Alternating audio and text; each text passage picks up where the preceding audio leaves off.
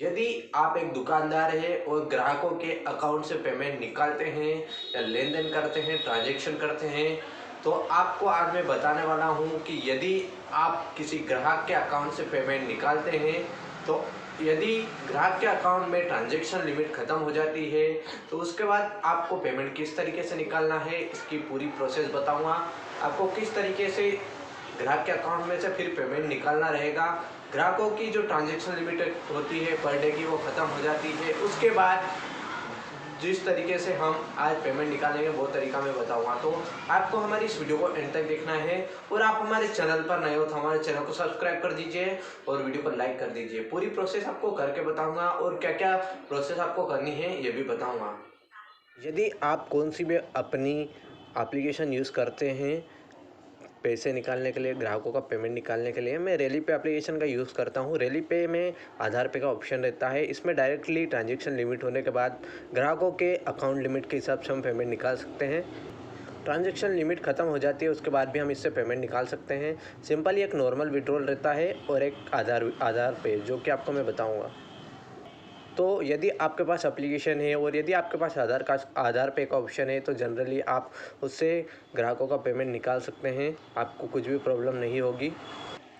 मैं यहाँ रेली पे में आ गया हूँ। मैं रेली पे यूज़ करता हूँ, इसलिए मेरे पास आधार पे का ऑप्शन है। यदि आप करना चाहते हैं, इसकी आईडी लेना चाहते हैं, तो आप मुझे कमेंट करके बता सकते हैं। मैं डायरेक्टली आपको दे दूँगा, प्रोवाइड करवा दूँगा डिटेल्स के साथ।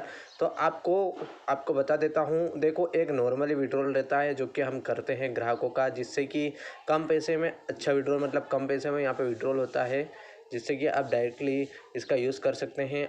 अकाउंट लिमिट यदि होती है तो, यदि अकाउंट लिमिट ख़त्म हो जाती, ट्रांजैक्शन लिमिट, तो उसके बाद हमको क्या करना है। उसके बाद सिंपली प्रोसेस रहेगी, जो हम प्रोसेस विड्रॉल में करते हैं उसी टाइप आपको आधार पे जाना है। आधार पे जाने के बाद आधार पे में यहाँ पे अपना ग्राहक का आधार नंबर डालना है, मोबाइल नंबर डालना है, अमाउंट डालना है और बैंक सेलेक्ट करना है और सबमिट कर देना है। वही प्रोसेस रहेगी। इसमें चार्जेस ज़्यादा रहते हैं। आधार पे में आपको चार्जेस ज़्यादा देखने को मिलेंगे। इसमें आपको यहाँ पे पेमेंट कटेगा, कुछ चार्ज लगेगा, जिसके थ्रू आप अपना पेमेंट निकाल पाएंगे। डायरेक्ट विड्रॉल करते हैं उसमें अपने को कमीशन देखने को मिलता है। आधार पे में कमीशन देखने को नहीं मिलता है। यहाँ पे डायरेक्टली यदि आप करते हैं तो ग्राहक का पेमेंट लगता है, पेमेंट कट के आपका पेमेंट पूरा होता है आधार पे में, पर पेमेंट पूरा यहाँ पे निकल जाता है। इस तरीके से आधार पे से पेमेंट निकालने की प्रोसेस रहती है। नॉर्मली विड्रॉल नॉर्मली रहता है, जो कि आप डायरेक्टली कर सकते हैं। इसमें आपको कमीशन देखने को मिलता है। आधार पे में कमीशन देखने को नहीं मिलता है। यहाँ पे पेमेंट कटता है। यदि आप यहाँ पे 1000 का विड्रॉल करते हैं तो आपको यहाँ पे 1010 का विड्रॉल करना होता है, जैसे कि आपका यहाँ पे 4 रुपये कट के 6 रुपये आपका बच जाता है, जिसका आप यूज़ कर सकते हैं। और डायरेक्टली विड्रॉल में आप अपना जो कैश विड्रॉल है उसमें आप कमीशन अर्न कर सकते हैं, यहाँ पे जो प्लान आपने सेलेक्ट करा हुआ है।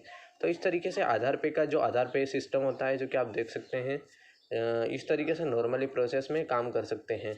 ये थी रेली पे एप्लीकेशन का आधार पे। आप किसी भी एप्लीकेशन का आधार पे इस तरीके से यूज़ कर सकते हैं ग्राहकों की ट्रांजेक्शन लिमिट ख़त्म होने के बाद। तो आपको हमारी वीडियो कैसी लगी हमको कमेंट करके बताएं, और आप हमारे चैनल पर नए हो तो हमारे चैनल को सब्सक्राइब कर दीजिए और वीडियो को लाइक कर दीजिए। हम मिलते हैं इस इंटरेस्टिंग वीडियो में।